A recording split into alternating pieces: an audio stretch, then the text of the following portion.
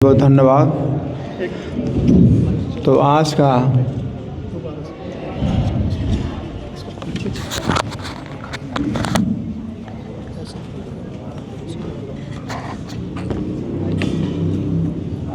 हरे कृष्णा, बहुत बहुत धन्यवाद।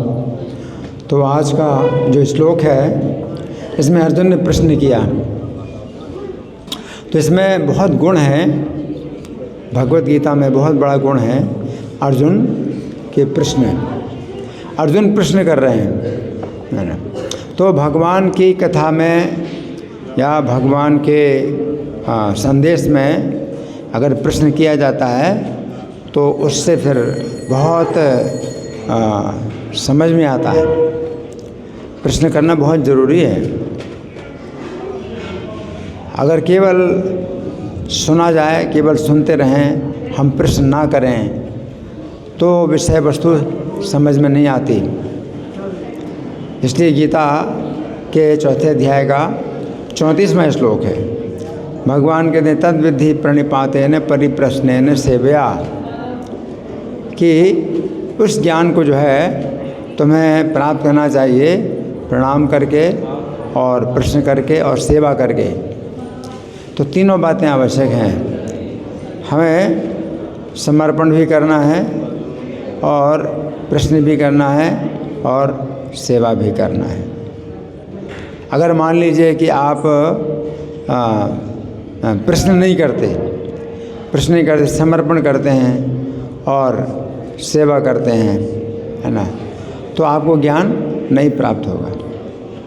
भगवान कहते हैं ज्ञान प्राप्त करने के लिए तीनों की आवश्यकता है, प्रणिपातेन परिप्रश्नेन सेवया, है ना।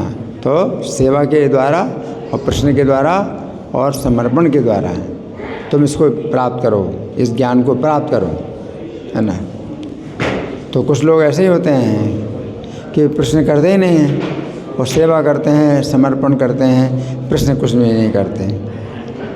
इसका मतलब क्या है कि वे ज्ञान नहीं प्राप्त कर सकते, उनको ज्ञान नहीं प्राप्त होता, है ना। जब तक आत्म तत्व की जिज्ञासा ना हो तब तक आपका जो है हर कार्य असफल होगा। प्रत्येक कार्य सफल। आत्म तत्व की जिज्ञासा, है ना। पराभवस्तावद बोध जातो यावन जिज्ञासत आत्म तत्व की जिज्ञासा न हो। और अर्जुन के अंदर वही जिज्ञासा है, आत्म तत्व की जिज्ञासा है। जहाँ जहाँ भी अर्जुन प्रश्न कर रहे हैं तो उनके संदेह हैं और भगवान से प्रश्न कर रहे हैं। इसे कहते हैं सरलता, हाँ। और नहीं तो क्या है, आपको जो है कुछ भी बताया जाता है, हाँ जी, आप जो है सब करते हैं, हाँ जी, है ना, और समझ में कुछ आया नहीं, है। इसलिए प्रत्येक कार्य में चाहे आदेश हो और चाहे शिक्षा हो, प्रश्न करना जरूरी है। तो परिप्रश्नेन सेवया, है ना। और कोई प्रश्न करते हैं लेकिन समर्पण नहीं करते तो उनको भी ज्ञान नहीं प्राप्त होता है। वो प्रश्न करते हैं तो इस भावना से प्रश्न करते हैं, समर्पण की भावना से प्रश्न नहीं करते। प्रश्न करते हैं वो चुनौती की भावना से, चुनौती देते हैं। कैसे? मैं आपसे ऐसा प्रश्न पूछूंगा कि आप जवाब ही नहीं दे पाओगे, हैं, तैयार हो जाओ, मैं प्रश्न पूछूंगा, है ना। तो इस तरह से ज्ञान नहीं प्राप्त हो सकता है। जो व्यक्ति तत्वदर्शी ज्ञानी हैं तो वे आपके इस प्रकार के नौकर नहीं हैं कि आप उनको आदेश देंगे कि तैयार हो जाओ, मैं आपसे प्रश्न पूछ रहा हूँ, है ना। तो ये नहीं है ना। तो यहाँ पर क्या है कि प्रणिपातन होना ज़रूरी है, समर्पण होना ज़रूरी है, हैं। तो जैसे अर्जुन ने भगवान से दूसरे अध्याय में भी इसी प्रकार से बात कही कि कार्पण्य दोषोपहत स्वभाव, मैं कायरता के दोष से जो है दूषित हो गया हूँ। पृच्छामि त्वाम धर्म सम्मूढ़ चेता, मैं आपसे पूछ रहा हूँ धर्म के विषय में मेरा जो चित्त है वो बहुत विमोहित है। यच्छ्रेयास्यान् निश्चितम रोहितन में, किस प्रकार से मेरा कल्याण होगा निश्चित रूप से आप मुझे बताइए। शिष्यस्ते हम साधिमाम ताम प्रपन्नम, मैं आपका शिष्य हूँ, मुझे शिक्षा दीजिए, मैं आपके शरण में हूँ। तो भगवत गीता का जो विषय है वो प्रश्न और उत्तर का है। अर्जुन ने प्रश्न किए तो अर्जुन के प्रश्न से हमारे दिमाग में ये प्रश्न उठता है। अर्जुन ने प्रश्न किए तो हमारे दिमाग में प्रश्न उठता है कि अर्जुन कैसे प्रश्न कर रहे हैं? अर्जुन ने कैसे प्रश्न किया? हमारा भी प्रश्न है, लेकिन हमारी तो कभी हिम्मत नहीं होती पूछने की। अर्जुन ने कैसे प्रश्न किया, है ना? तो इसके लिए क्या चाहिए? सरलता चाहिए, सरलता। आप प्रश्न पूछते नहीं, क्यों नहीं पूछते प्रश्न? अगर प्रश्न पूछेंगे तो पता चल जाएगा कि आपको कुछ पता नहीं, तो प्रश्न नहीं पूछते, है ना? और कोई पूछता है आपको समझ में आ गया तो आप कहते हैं हाँ आ गया समझ में। क्यों? अगर कहोगे समझ में नहीं आया तो ये जो है अपनी बेइज्जती हो जाएगी, हैं? इसलिए ये भी नहीं कह सकते कि समझ में नहीं आया। तो हाँ सब समझ में आ गया, सब समझ में आ गया, है ना? तो ये ज्ञान जो है इस तरह से नहीं प्राप्त हो सकता कि जब तक आप उसका मंथन ना करें, मनन ना करें, और तब कहीं प्रश्न उठे। जो भगवान का संदेश है, भगवान का ज्ञान है, जब हमें मिलता है तो हमें जो है उसका मंथन करना होता है, मनन करना होता है। जब मंथन करते हैं, मनन करते हैं तो फिर जो है हम प्रश्न पूछते हैं। तो प्रश्न करना ज़रूरी है। पहले आप सुनिए और सुन करके आप उसका जो है मंथन करिए, है ना, कि क्या कहा। तो भगवान ने क्या कहा, यहाँ पर भगवान ने क्या कहा, या जो भी आपके शिक्षक हैं उनसे आप जो है उनके बातों पर विचार करो, है ना। विमृश्य तत् अशेषेण यथेच्छसि तथा करो। भगवान गीता में अर्जुन से कहते हैं इति ते ज्ञानम आख्यातम गुह्यात् गुह्यतरम मया। 18वें अध्याय का 63वां श्लोक है कि तुमको जो है मैंने ज्ञान बता दिया और ये ज्ञान गुह्य से भी गुह्यतर है। विमृश्य तत् अशेषेण, अब इस ज्ञान का जो है अच्छी प्रकार से अनुशीलन करके यथेच्छसि तथा करो, जो तुम्हारी इच्छा हो वैसा करो। तो इसका मतलब क्या है? विमर्श, विचार विमर्श करना है। ज्ञान का है विचार विमर्श करना है। और यहाँ तो भगवान अर्जुन के सामने जो गीता का उपदेश दे रहे हैं तो कई बार अर्जुन प्रश्न भी नहीं करते हैं।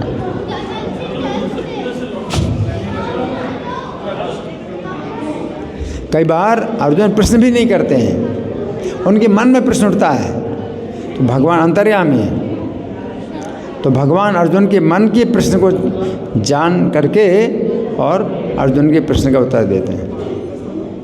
तो भगवान अंतर्यामी हैं। अगर आप ना पूछें तो भी भगवान जो है समझ लेंगे कि आप क्या पूछना चाहते हैं। लेकिन फिर भी हमारा ये शिष्टाचार होता है कि हमें प्रश्न पूछना है, हमें प्रश्न पूछना चाहिए। तो जब आप प्रश्न पूछते हैं और सेवा करते हैं और प्रणाम करते हैं तो भगवान आपके हृदय में प्रसन्न हो जाते हैं। तो भगवान हृदय में बैठे हुए हैं और इतने 3 प्रकार के कार्यों से भगवान प्रसन्न हो जाते हैं कि देखो ये तीनों प्रकार का कार्य कर रहा है। क्या?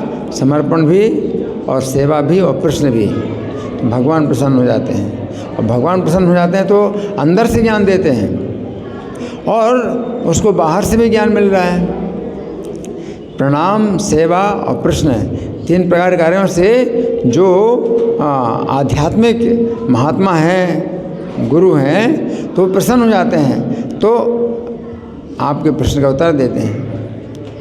तो आपके प्रश्न का उत्तर वो गुरु के रूप में भी दे रहे हैं और अंदर से प्रश्न का उत्तर परमात्मा के रूप में दे रहे हैं। तो अंदर का ज्ञान और बाहर का ज्ञान दोनों एक मत हो गया है ना।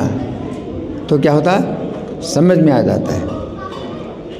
तो ये ज्ञान जो है ऐसी चीज़ है कि अंदर हृदय में जो भगवान प्रसन्न होंगे परमात्मा रूप में, तभी समझ में आएगा, नहीं तो नहीं समझ में आएगा।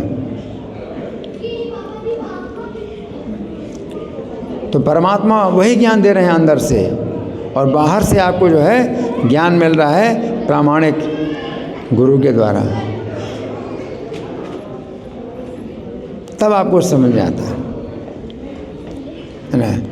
तो यहाँ पर अर्जुन का प्रश्न है, ये शास्त्र विधि मुत्सृज्य जनते श्रद्धान्विता, जो लोग शास्त्र विधि को छोड़ करके श्रद्धापूर्वक पूजा करते हैं। अब सोचिए, बहुत इसमें गहराई है। तो क्या मतलब है कि शास्त्र विधि को छोड़ करके अपनी श्रद्धा से पूजा करते हैं, है ना। तो श्रद्धा का मतलब क्या होता है? श्रद्धा का मतलब भी है शास्त्रों में श्रद्धा। अगर मान लीजिए कि आपके शास्त्र में श्रद्धा नहीं है और आप कहते हैं हमारी श्रद्धा है कि ये भगवान है या ये भगवान, हम इनकी पूजा करेंगे, इनकी पूजा करेंगे, हैं, तो ये श्रद्धा नहीं है। इससे भगवान के दंभ और अहंकार है, ये श्रद्धा नहीं है। आप कहें भाई हमारी तो यही श्रद्धा है कि हम जो है इस मोबाइल की पूजा करेंगे, यही भगवान है, हमारी तो ये श्रद्धा है। तो ये श्रद्धा नहीं है, ये क्या है? दंभ और अहंकार। तो ये दंभ अहंकार है। अहंकार क्या मतलब है कि अगर मैं इस मोबाइल को मान लेता हूँ भगवान, तो ये भगवान बन जाएगा, हैं। हम किसी चीज़ को, हम इनको अगर भगवान मान लें तो ये भगवान बन जाएंगे, तो हम भगवान बना सकते हैं किसी को? अब श्रद्धा थोड़ी है। वो कहता है मेरी श्रद्धा है कि ये भगवान है, मेरी श्रद्धा है ये टेबल भगवान है। तो इसका मतलब क्या है? आपका ये क्या है? अहंकार है कि आप किसी को भी भगवान, आप चाहें तो इसको भगवान बना सकते हैं। टेबल को आप अगर चाहें तो भगवान बना दें, है ना। और अगर मैं आपसे खुश हो गया तो मैं आपको भगवान बना दूंगा, है। और अगर आपसे नाराज़ हो गया तो आपको फिर भगवान से जो है नीचे उतार दूंगा, भगवान के पर से नीचे उतार दूंगा। तो इसका मतलब ये है कि आप ही जो है सबसे, भगवान से ऊपर तो आप हो गए, भगवान से ऊपर आप हो गए, तभी तो आप किसी को भी भगवान बना दो और जिसको चाहो तो अब भगवान नहीं, अब आप भगवान नहीं रहे है ना। तो श्रद्धा, इस प्रकार की श्रद्धा जो शास्त्र के से विरुद्ध है, अपनी श्रद्धा है, तो उनको असुर, इसलिए भगवान कहते हैं ये 5वां श्लोक है, तान विद्या असुर निशान, उनको निश्चित रूप से असुर मानो, है ना। क्योंकि शास्त्र विधि को छोड़ करके वो जो है बड़ी तपस्या करते हैं, बड़ी तपस्या करते हैं, शास्त्र विधि को छोड़ करके तपस्या करते हैं, है ना। जैसे हिरण्यकशिपु था, है, तो उसकी श्रद्धा, उसने अपनी श्रद्धा शास्त्र विधि के विरुद्ध है, उसने अपनी श्रद्धा जो है बनाई। तो शास्त्र विधि के विरुद्ध क्या श्रद्धा बनाई कि मैं जो है तपस्या करूँगा, चाहे जितने जन्म लगें, मैं जो है ईश्वर बनूँगा, मुझे ईश्वर बनना है।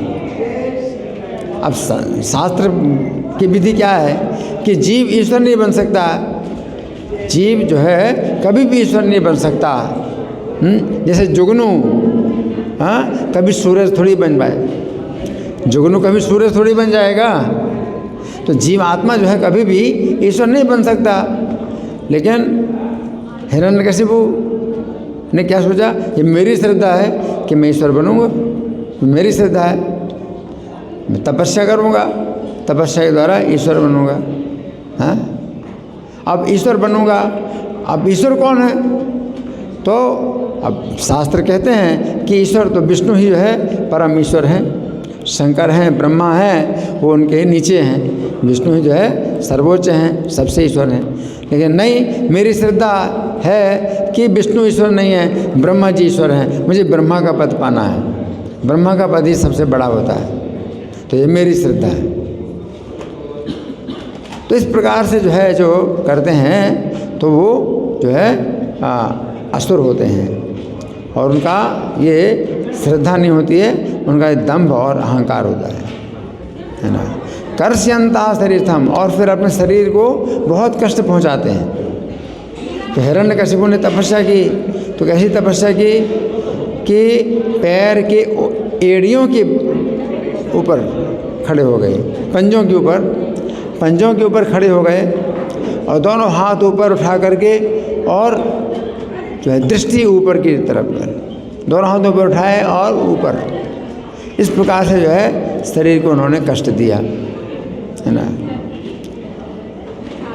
तो भगवान कहते हैं कि शरीर को इस प्रकार से जो कष्ट पहुंचाते हैं तो मुझे कष्ट पहुंचाते हैं, और उनको निश्चित रूप से असुर जानो, है ना। तो फिर यही हुआ, उतनी उसकी तपस्या इतनी कठोर तपस्या थी कि जो है ऊपर उसके सिर से अग्नि निकली, और अग्नि जो है ऊपर के लोगों को जलाने लगी। तब सब देवता लोग ब्रह्मा जी के पास गए कि वो तो जो है पूरी सृष्टि को नष्ट कर देगा, आप जाइए, वो आपका ही पद पाना चाहता है।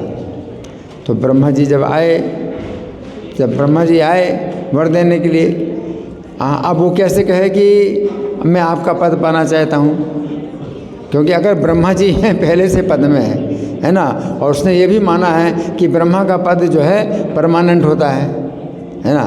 अब ब्रह्मा का पद अगर परमानेंट है तो मैं कैसे ब्रह्मा बन सकता हूँ, पहले से जो ब्रह्मा बने हैं तो ब्रह्मा जी के सामने अब वो कह नहीं सकता कि मैं आपका पद बनाना चाहता हूँ, आपको पद से उतारना चाहता हूँ और आपके पद बनाना चाहता हूँ, और फिर मेरी सीट परमानेंट हो जाएगी। अब आपको मैंने पद से उतार दिया, है ना, हाँ, तो आपकी सीट तो परमानेंट नहीं थी, अब मैं आपकी सीट में आ जाऊँ तो फिर मैं परमानेंट कैसे हो जाऊँगा ब्रह्मा।